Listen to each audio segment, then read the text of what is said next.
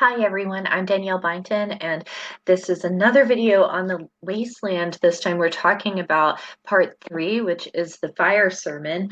That title, that subtitle within the wasteland for this section is referring to the fire sermon of Buddha. And that is essentially condemning the urge and passion for earthly desires. Now, that's not just the carnal, as in things like lust and sex. That's also being infatuated with stuff, material things, or even like greed itself. So, greed in the sense of wealth, or maybe even stealing. So that we go from that idea to being here on the Thames River.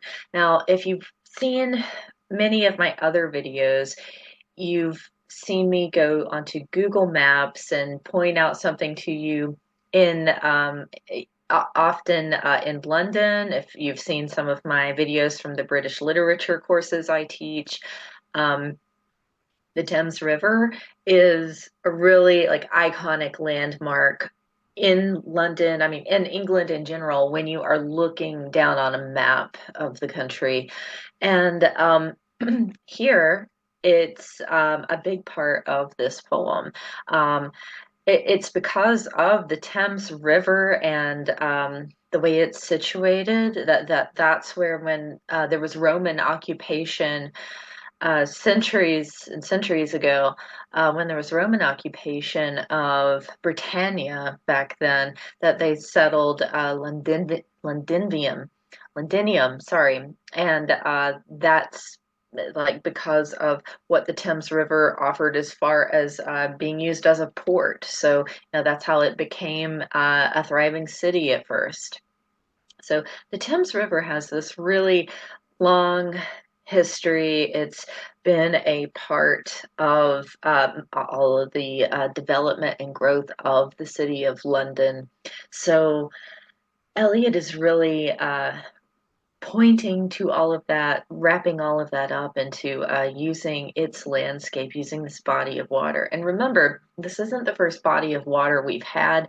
The section that follows the fire sermon is called Death by Water. So you have uh, the mentioning of water there.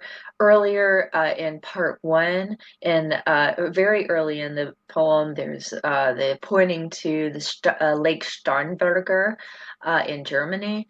So he is using the sort of like topography as a really important element in the history he's kind of abstractly telling you here with poetry. Now, he is talking about its past, but also in the modern sense of now. This is a very modern description, talking about all the trash that's littering its banks. He points to the silk handkerchiefs, cardboard boxes, and cigarette ends. Before that, he also mentions some other trash like bottles and such.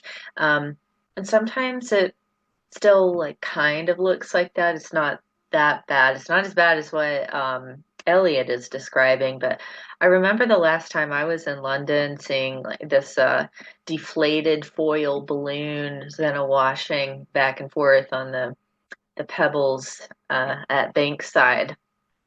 So it there's this pastoral part of its history, and then there's the modern part, like that we and the things that make up our lives are kind of filthy and gross. So we then go from there to the rat that's traveling through all this stuff. So it's that one little animal taking us into a new setting. The rat is kind of contaminating this loveliness of the Thames and its pastoral past and other places along the Thames River that Eliot is talking about. And he says it's interrupting the bones that he mentions. And this can point back to that corpse that was buried in the end of part one. Like, remember, if maybe we are interpreting that as the corpse of a soldier, like, then what is it pointing to? What's the next step in humanity? And then the thing disrupting nature's beauty can also remind us of the past. So the rattling of the bones is kind of like this threshold of crossing into the past, crossing into history. You have this repetition of the Song of the Nightingale there in lines 203 and 206, and also the rape of Philomela, and that was mentioned in very passingly back in a game of chess. It's after the first dozen lines or so. And so that Song of the Nightingale actually, you might point that to being related to the bit about Tiresias, who's that's going to come up. One more quick thing before I talk more about Tiresias. So if you remember, in the end of part one, there was this image of the city he calls unreal, and I said that he is using that phrase and calling it unreal in reference to Baudelaire's poetry, from the Flowers of Evil. And that time, Eliot is describing it as like a scene from Dante's Inferno, just the hordes of the dead being like dumb with their ennui and routine.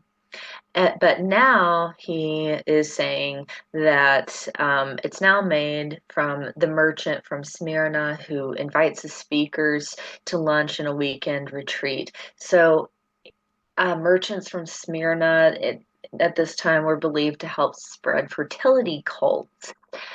Now, that would be like you have someone spreading the pagan religion. But now he says a Mr. Eugenides comes and invites him to these upper class places, these posh places. So this is again his use of the upper class and then not quite the lower class, but this doesn't really have something to do with social class, but something more to do just from the past. So the past is getting mixed in with his social class elements that he's putting in this poem.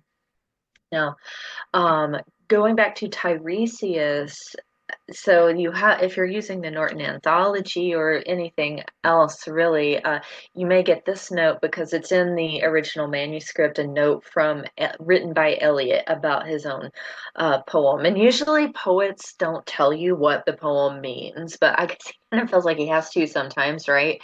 So he tells us that Tiresias is a main character.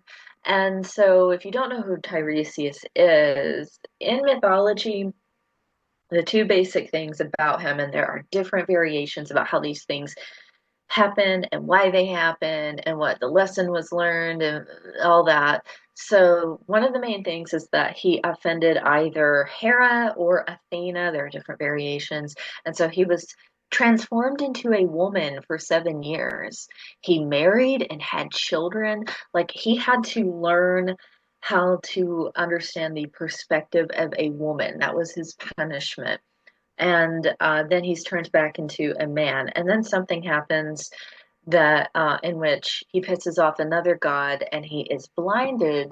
But to make up for it, again, different variations. Sometimes it's Zeus, sometimes it's Apollo, because he becomes a priest of Apollo, a seer. He is given the gift of prophecy to make up for having to live the rest of his life with sight impairment. So this is he's considered an important character in this sense because he's the combination of a lot of binaries of the masculine and the feminine, of light and dark, because he can see and then he can't see, or like he's blind but he has the gift of prophecy. So he's also a kind of an explanation of the here and the now. We've got the past and the present. Tiresias represents a lot of these things, the past and the now of what we are going to do. And in all of that, Eliot is talking about what he calls the violet hour. And this is again like the in-betweenness I talked about in another one of the sections. I believe it's in part one, with the shadow that follows you in the morning and the evening. And I said, if I showed you a picture of sunset and then a picture of sunrise, if I didn't tell you which one was which, and you didn't know what time they were taken, and you couldn't discern which one was facing east or west, they would look very similar. You might not know which one was sunrise or sunset. Um, so this violet hour, again, like we're talking about in betweenness and that combination of all that is, like with Tiresias. And then we move on to another scene because that's what this poem does. We are jerked into another scene where we have a typist, this young woman who is a typist, and then we are told that a young man carbuncular comes to see her. So it says he is a clerk for a young clerk for a publisher. So it's kind of implied that he's much younger than her. He's carbuncular because that means his face is covered with zits. So this is like a teenager. Um, they are intimate and it's just meant to be something not serious because it says she's looking in a mirror and checking herself after they've done the deed, and she doesn't even notice that he already left, and she kind of just doesn't even care that he already left. She puts a record on. She's going to listen to music, and that music leaves that scene and it goes down by the river where the speaker says he's fishing in the canal. So then there's also music, also things he's hearing from a public bar down by where he is fishing, and that can also allude to us being near that other bar, that East End pub that we read about in part two in a game of chess, where the women with the Cockney dialects were gossiping about their friend. Then finally, to end this section, we have another Wagner reference. Remember, Wagner comes up in part one with the lines about from Tristan and Isolde, and here the Wagner reference is Eliot appropriating his sort of maidens of the Rhine. So they're kind of like water nymphs or water goddesses of some sort. But Eliots are little goddesses or water nymphs of the Thames River. And they're singing, this is written as a song. They are pointing to all these well-known places along the Thames, like Isle of Dogs. If you've ever seen the horror film 28 Weeks Later, that's set on Isle of Dogs. When they're being taken in, you hear that on the intercom that's where they're going. Highbury, Margate, also well-known names associated with the Thames. Okay, that is all for this portion on the fire sermon. Thank you for watching.